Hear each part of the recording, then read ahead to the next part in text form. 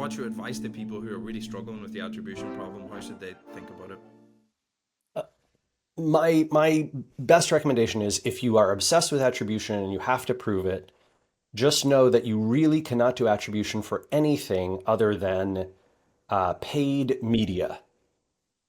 Everything else, PR, content, SEO, email marketing, you know, social media marketing, like all those channels, organic social, I mean, all of those channels will be undercounted or not counted at all.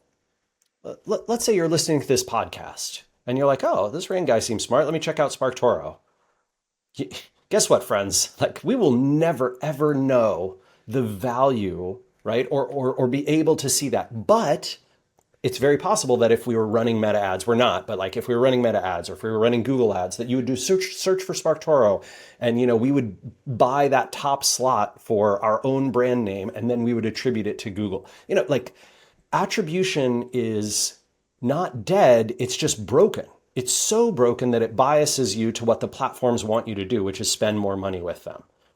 And so I urge people to do two things. One, if you want to measure paid, you have to be willing to measure, you have to be willing to test turning it off or turning it all the way down. You don't have to turn it off entirely. I know there's reasons ad campaigns, if you shut them off and then turn them back on, Google will penalize you for that. And they try and do that so that you don't do the testing I'm talking about. But if you turn it down to like $1 a day, you'll be fine, right? Like they still let you do that.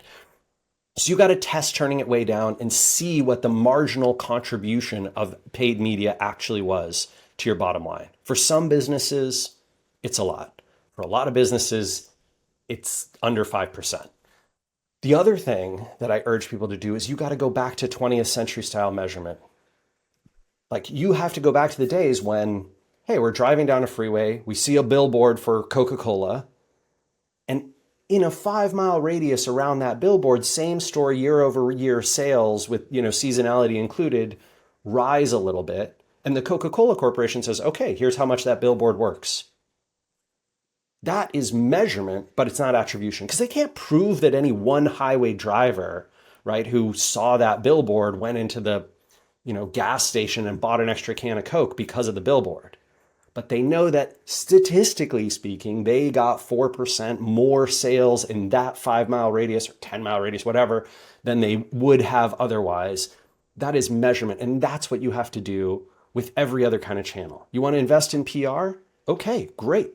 We're going to invest in, this specific niche media in this country or this region. We're going to see what our lift looks like in that region, sales to that area, sales to people who are in the demographics who read that, or just, measure it overall. Oh man, it looks like the Instagram influencer campaign that we ran, we saw 10% more sales than we were expecting to get, than the model suggested we were going to get. That's probably that influencer campaign, right? Because it was for this particular product. We ran it for this long during this time period.